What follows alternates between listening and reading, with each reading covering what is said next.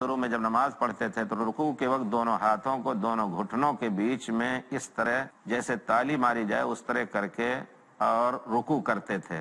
لیکن بعد میں آپ نے اس کو منسوخ کر دیا اور پھر آپ گھٹنوں پر رکوع کی حالت میں ہاتھ رکھ کر کے رکوع فرماتے تھے۔ حضرت عبداللہ ابن مسعود کو اس کا دوسرا عمل پیارے رسول کا معلوم نہیں تھا، اس وجہ سے پیارے رسول کے بعد بھی وہ تطبیق ہی کرتے تھے، اس کو تطبیق کہا جاتا ہے۔ ائمہ نے ان کے نام سے یہ مسئلہ ذکر کیا ہے۔ ان کے لیے عذر تھا کیونکہ وہ حدیث منسوخ ان کو ملی نہیں۔ کوئی دلیل، ایک چیز یہ بھی ہو سکتی ہے سبب اختلاف کی کہ کوئی دلیل کسی امام کو ملی ہو لیکن اس کی کوئی مخالف دلیل بھی ہو اور یہ سمجھے کہ مخالف دلیل زیادہ قوی ہے۔ اس کی مثال بہت سے مسائل ہیں جس میں حدیث کو ظاہر قرآن سے معارض سمجھا ہے۔ یعنی ایک چیز یہ بھی ہو سکتی ہے، مثلا سورہ فاتحہ کی قرات میں اختلاف ہے۔ کچھ علماء کہتے ہیں کہ نہیں، امام سری نماز پڑھتے ہوں یا جہری نماز باآواز پڑھتے ہوں، سورہ فاتحہ کا پڑھنا ہر شخص کے اوپر فرض ہے، چاہے وہ امام ہو یا مقتدی ہو، اکیلے پڑھ رہا ہو یا جماعت کے ساتھ پڑھ رہا ہو۔ کلام پاک امام کے پڑھنے کی سن بھی رہا ہو تب بھی سورہ فاتحہ پڑھنا واجب ہے۔ سورہ فاتحہ کے بعد کوئی دوسری سورت امام پڑھیں اس وقت چپ رہنا ضروری ہے۔ دوسرے لوگ کہتے ہیں کہ نہیں، یہ حدیث تو ہے ٹھیک، کیونکہ پیارے رسول نے فرمایا ہے لا صلاۃ لمن لم یقرأ بفاتحۃ الکتاب، جس نے سورہ فاتحہ نہیں پڑھی ان کی صلاۃ نہیں ہے، لا صلاۃ ہو گئی، ان کی صلاۃ نہیں ہے۔ اس بنا پر کہتے ہیں کہ سورہ فاتحہ کا پڑھنا واجب، فرض، رکن ہر حالت میں ہے، کسی حالت میں ہو، امام کی قرات فاتحہ سن رہا ہو یا سری نماز ہو۔ دوسرے لوگوں نے آیت سے اس کا استدلال کیا اور کہا اللہ تعالیٰ فرماتے ہیں فَإِذَا قُرِئَ الْقُرْآنُ فَاسْتَمِعُوا لَهُ وَأَنصِتُوا لَعَلَّكُمْ تُرْحَمُونَ، جب قرآن پڑھا جائے تو تم اس کو کان لگا کر کے سنو، چپ رہو، امید ہے کہ اللہ تعالیٰ تمہارے اوپر رحم کرے۔ کہتے ہیں کہ جب بھی قرآن پڑھا جائے تو چپ رہنے کا حکم، اس وجہ سے سورہ فاتحہ اگر ہم امام کی سن رہے ہیں تو پھر سورہ فاتحہ پڑھنا واجب نہیں۔ یہ بھی ایک اختلاف کی چیز ہے، لیکن اگر جمع کیا جائے تو علماء نے دونوں میں سے کسی ایک مسئلے کا ہر ایک نے ترجیح دی ہے، لیکن یہ قدر واضح ہے، اس پر ایک دوسرے کو زیادہ سختی نہیں برتنی چاہیے کیونکہ دونوں طرف علماء گئے ہیں تو ترجیحی مسئلہ ہے۔ لیکن یہ ہے کہ اگر کوئی شخص اطمینان کسی کو نہیں ہو رہا ہے، دوسرا مسئلہ لے رہا ہے تو اس پر امت کو سخت اختلاف یا اس کی وجہ سے تفرقہ بازی نہیں کرنا چاہیے۔ اسی طرح کی اور بہت سی دلیلیں ہیں اور بہت سے اسباب ہیں جن کی بنا پر کسی امام نے کوئی اور مسئلہ سمجھا اور کسی امام نے کچھ اور سمجھا۔ اسی ضمن میں بعض علماء کے اصول بھی آتے ہیں جن کی وجہ سے بعض لوگ حدیث کو مرجوح سمجھتے ہیں اور اصول کو صحیح سمجھتے ہیں، جس میں امام مالک رحمۃ اللہ علیہ کا ایک قول واضح طور پر ہے۔ وہ کہتے ہیں کہ جس مسئلے میں اہل مدینہ کا عمل، جس کو وہ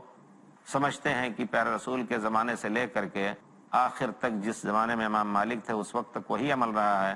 حدیث شریف اگر اس کے خلاف ہے تو کہتے تھے کہ ہم عمل اہل مدینہ کو لیں گے کیونکہ یہ ابن عن جد نسبا عن نسب ہم تک ملا ہوا ہے۔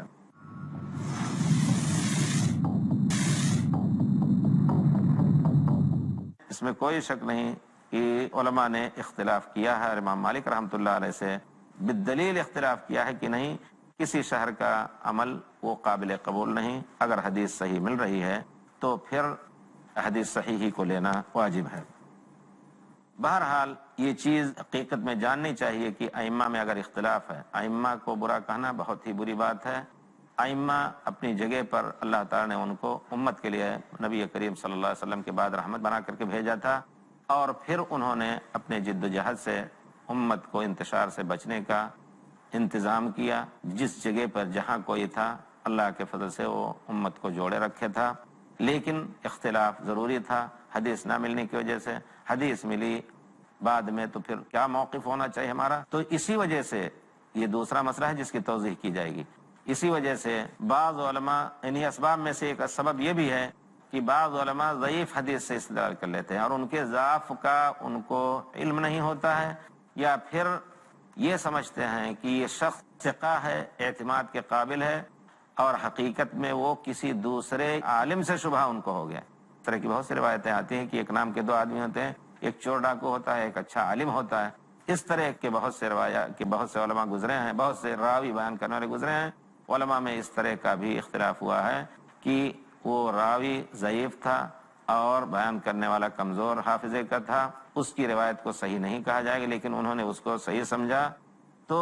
اس پر اپنے مسئلے کی بنیاد رکھی، اور پھر دوسرے عالم نے اس کو ضعیف کہا۔ اس طرح کا بھی اختلاف غرضے کی کسی معتمد امام یا عالم کا کوئی بھی عذر ایسا ہو سکتا ہے کہ اس کی وجہ سے انہوں نے کسی مسئلے میں حدیث رسول صلی اللہ علیہ وسلم یا اقوال صحابہ یا اجماع صحابہ کا بھی اختلاف کیا ہو۔ اب سوال یہ ہے کہ اگر کسی موثوق عالم نے اگر کسی وجہ سے اپنے تمام اعذار کے ساتھ، اپنے تمام عذروں کے ساتھ کسی مسئلے میں اختلاف کیا ہو اور صحیح حدیث یا صحیح دلیل ہم جیسے طالب علموں کو ملے تو ہم مسلمانوں کا بحیثیت متبع رسول، محب رسول ہونے کا کیا موقف ہونا چاہیے، ہمارے اوپر کیا چیز واجب ہے، کیا واجب ہے کہ حدیث رسول لیں یا کسی امام ہی کا قول لیں۔ ہم جہاں تک یقین رکھتے ہیں کہ ہمارے ائمہ کرام نے بھی واضح طور پر فرمایا ہے کہ جہاں کہیں بھی حدیث صحیح ملے تو وہ میرا مذہب ہے۔ امام ابو حنیفہ رحمۃ اللہ علیہ، امام مالک رحمۃ اللہ علیہ، امام شافعی رحمۃ اللہ علیہ، امام احمد بن حنبل، سب سے زیادہ چونکہ تقلید جس طرح زمانہ نبوت سے دور ہوتا گیا، تقلید کا رواج امام مالک کے زمانے میں کم تھا، اس سے زیادہ امام ابو حنیفہ کے زمانے میں ہوا، اس سے زیادہ امام شافعی کے زمانے میں ہوا، اس سے زیادہ امام احمد بن حنبل کے زمانے میں ہوا۔ ہر ایک نے کہا کہ ہماری بات کی تقلید نہ کرنا۔ امام ابو حنیفہ رحمۃ اللہ علیہ تو واضح طور پر کہتے ہیں، جیسا کہ حاشیہ ابن عابدین پر ہے،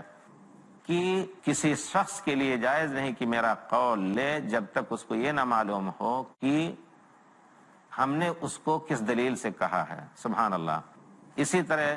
ابو یوسف رحمۃ اللہ علیہ کو مخاطب کر کے انہوں نے کہا، امام شافعی نے بار بار اس کی تاکید کی اور کہا کہ جس کسی کے اوپر حدیث ظاہر ہو جائے تو جائز ہی نہیں ہے کسی کا قول لے۔ چونکہ امام احمد بن حنبل سب کے بعد آئے تو ان کا ایک قول ہے، لا تقلدنی ولا تقلد مالکا ولا الشافعی ولا الامام ابا حنیفہ وخذ من حیث اخذوا، کسی کی تقلید نہ کرو، جہاں سے انہوں نے لیا ہے وہیں سے لو، یعنی قرآن، کتاب اور سنت سے۔ تو ہم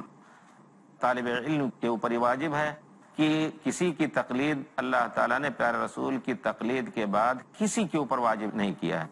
البتہ ہونا ہی چاہیے۔ یہاں سوال یہ بھی ایک آ سکتا ہے کہ جب مسئلہ آئے تو ہم کس مذہب کے اوپر کسی سے مسئلہ پوچھیں۔ حقیقت یہ ہے کہ مستفتی یعنی سوال پوچھنے والے کے لیے یا فتویٰ پوچھنے کے لیے جائز ہی نہیں کہ کسی خاص آدمی کے مسلک پر فتویٰ طلب کرے، اور یہ کہے کہ ہمیں کسی خاص مذہب پر، کوئی کہے کہ نہیں ہمیں حنبلی مذہب پر فتویٰ دیجیے، کوئی کہے ہمیں شافعی، کوئی کہے ہمیں مالکی، کوئی کہے ہمیں حنفی مذہب پر فتویٰ دیجیے۔ ہم پورے وثوق کے ساتھ اور قرآن حدیث کی دلیل کے ساتھ یہ کہہ سکتے ہیں کہ کسی شخص کے لیے جائز نہیں کہ فتویٰ جب پوچھے تو کہے کسی مسلک کے اوپر فتویٰ دو۔ ہاں، اس کے اوپر یہ واجب ہے کہ عالم سے عالم آدمی کے پاس جائے جو قرآن حدیث کا عالم ہو، کہے کہ ہمیں صحیح فتویٰ دو، اور اگر شبہ ہے کہ وہ کسی خاص مسلک سے فتویٰ دے رہا ہے تو اسے کہہ دے کہ ہم صحیح مسئلہ چاہتے ہیں، کسی کا مسلک چاہتے نہیں۔ یہ واجب ہے مسئلہ پوچھنے والے پر۔ اور جہاں کہیں اگر کسی ملک میں کوئی عالم ایسا ملا جو حنفی فقہ کا عالم ہے، اس سے وہ وہاں پوچھے گا، حنبلی مل گیا اس سے پوچھ لے، جہاں کہیں بھی گیا جس کو لوگ عالم جانتے ہیں ان سے مسئلہ پوچھ لے۔ مفتی کے اوپر واجب ہے کہ کسی کے مذہب پر فتویٰ نہ دے، واجب یہ ہے کہ صحیح مسئلہ ڈھونڈ کر کے، اور خاص طور پر اس زمانے میں جب کہ علم پورے طور پر حق اور ناحق واضح ہو گیا، اب یہ عذر نہیں رہ گیا کہ ہم فلاں امام کے پیچھے ہی رہیں، کیونکہ ہمارے اوپر جو واجب ہے، جیسا کہ انہی ائمہ نے کہا ہے کہ جہاں کسی کو حدیث یا قرآن کی دلیل ملے تو قرآن اور حدیث ہی کا لینا اس کے اوپر واجب ہے۔ تو پھر کسی خاص امام کے پیچھے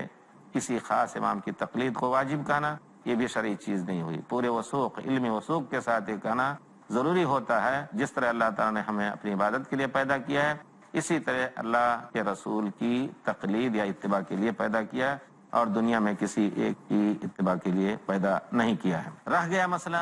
یہاں ایک چیز یہ بھی پوچھیں گے کہ انتساب کی بات ہے، کوئی اپنے کو شافعی کہتا ہے، حنفی کہتا ہے، مالکی کہتا ہے، تو اس انتساب کو انگیز کیا جائے، برداشت کیا جائے، قبول کیا جائے، اس معنی میں کہ وہ شخص حنفی فقہ یا حنفی عالم سے پڑھے ہوئے ہیں یا شافعی عالم سے پڑھے ہوئے، لیکن جہاں دلیل واضح ہو جائے تو اس اختلافی مسئلے میں حدیث سے اس کو فیصلہ لینا ہے. یہ ہے اختلافی مسائل کا یقیناً حل. اس کے علاوہ اور کوئی حل نہ صحابہ کرام میں رہا ہے، نہ تابعین نظام میں رہا ہے، نہ ائمہ کرام کے زمانے میں رہا ہے. جن ائمہ کی تقلید کو ہم واجب کہتے ہیں انہوں نے خود ہمیں ان سے منع کیا ہے، تو پھر کس دلیل، کس کتاب، کس سنت اور کس عقل سے ہم تقلید کو واجب کہہ رہے ہیں؟ تو مسئلہ صرف یہ ہے کہ ہم اپنے کو شافعی حنفی کہہ سکتے ہیں، کہیں. جس طرح ہم اپنے کو مسلمان ہوتے ہوئے، نام ہمارا مسلمان ہوا سماکم المسلمین، ہندی بھی کہتے ہیں، پاکستانی بھی کہتے ہیں، اور مصری بھی کہہ لیں گے، اور کچھ بھی انتساب کہہ لیں. اسی طرح آج کل تو یہ چیز بہت ہی مشہور ہے، کوئی اپنے کو اشعری کہتا ہے اور کچھ کہتا ہے، کوئی اہل حدیث کہتا ہے، کوئی انصار السنہ کہتا ہے، اشعری کہتا ہے، سلفی کہتا ہے. تو جب انتسابات مختلف ہو گئے، ہر ایک اپنے کو مسلمان کہنے لگا، تو پھر اس مسلمان کے بارے میں پوچھا ہے تم کون سے مسلمان ہو؟ اختلاف اس قدر امت میں بڑھا ہوا ہے کہ صرف مسلمان کہہ لینا کافی نہیں ہوا. جیسے کچھ لوگ کہتے ہیں کہ ہم صرف مسلمان ہیں، اگر کوئی کہے کہ تم کس مذہب کو فالو کرتے ہو تو کہے کہ ہم مسلمان ہیں، ہم کسی مذہب کے فالو کرنے والے نہیں ہیں، تو پھر یہ جواب اس کا صحیح نہیں ہوا.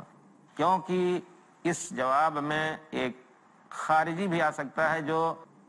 ایسا عقیدہ رکھتا ہے کہ یہ گناہ کیا کسی نے تو کافر ہو گیا، اور یہ عقیدہ اسلام کا نہیں ہے. اسی طرح وہ شخص بھی آ سکتا ہے جو صحابہ کرام کو گالی دیتا ہے. حضرت عائشہ رضی اللہ تعالی عنہا کی مقدس ذات جیسی ذات پر بھی اس وقت وہ تہمت زنا لگاتے ہیں، ایسے لوگ بھی اس میں داخل ہوں گے. اسی طرح دوسرے عقیدے کے لوگ، اشعری، ماتریدی، ہر ایک داخل ہو سکتے. اس وجہ سے اگر کوئی شخص اپنے کو سلفی اہل حدیث کہتا ہے تو اس کو بھی برداشت کرنا ضروری ہوگا. کیونکہ ہم یہ کہنا چاہتے ہیں کہ کسی کو انتساب واجب نہیں ہے کسی طرف. جب سب نے انتساب ایک دوسرے کی طرف کیا تو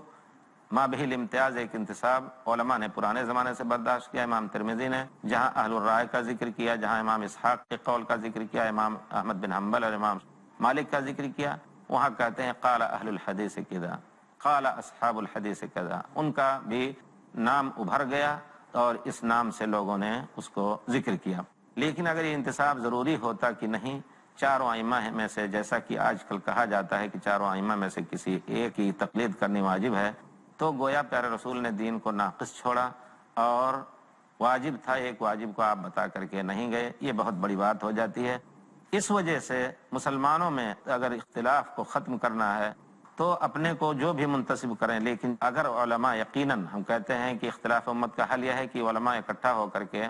ان مسائل کو حل کریں، اور جہاں حدیث ان کو مل رہی ہے پر عمل کر کے مختلفی مسائل کو چھوڑ دیں. اگر یہ انتساب ضروری ہوتا کسی ایک مذہب کی طرف تو میں ایک چیز، ایک مسئلہ آپ کے سامنے بیان کرتا ہوں. پیارے رسول ضرور اس کو بیان کر کے جاتے کیونکہ یہ واجب اور فرض چیز تھی.